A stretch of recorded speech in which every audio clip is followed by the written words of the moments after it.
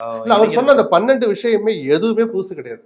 திராவிட இயக்கங்கள் ஏற்கனவே கடந்த 50 ஆண்டுகளுக்கும் மேலாக தொடங்கி நடத்தி இன்றைக்கு வரைக்கும் நிறைவேற்றி கொண்டிருக்கிற திட்டங்கள் தான்.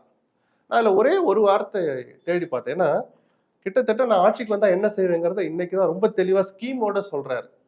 லஞ்சத்தை ஒழிப்பேன்னு எங்கன்னா ஒரு இடத்துல இருக்கா? என் ஆட்சியில எந்த துறையிலும் லஞ்சம் இருக்கான்ற ஒரு வரியை சேர்த்து சொல்லியிருக்கணும். எதனாலே தவற விட்டுட்டாரு அவர். அதுதான் சார் மாற்றங்கிறது. திமுக அதிமுக ரெண்டுலயுமே லஞ்சம் புறையோடி போச்சு. அதை யாரும் மறுக்கல. புதுசா வர்ற ஒரு ஆள் அதைத்தான் பாயிண்டா எடுக்கணும். ஏன்னா விஜயாலையும் லஞ்சத்தை ஒழிக்க முடியாது. ஒருவேளை இவ்வளவு நல்ல ஆட்சியை தருவேன்னு சொல்ற தன்னாலே அந்த லஞ்சத்தை ஒழிக்க முடியாதுன்னு தானே ஒரு முடிவுக்கு வந்துட்டாரான்னு கூட எனக்கு ஒரு சந்தேகம் இருக்கு. ஆனாலும் தன்னை நம்பி வர அந்த இளைஞர்கள் கூட்டத்துக்கு ஒரு நல்ல மெசேஜ் சொல்லணும்னு அந்த வரியை சும்மா நாச்சிக்கு சொல்லியிருக்கணும். நீங்க ஒழிக்க வேண்டாம் சார், குறைப்பேனாவது முதல் ஸ்டெப் எடுத்திருக்கணும். ஏன்னா கிட்டத்தட்ட ஒரு பிரகடனம் மாதிரி தானே நேற்று பண்ணார்.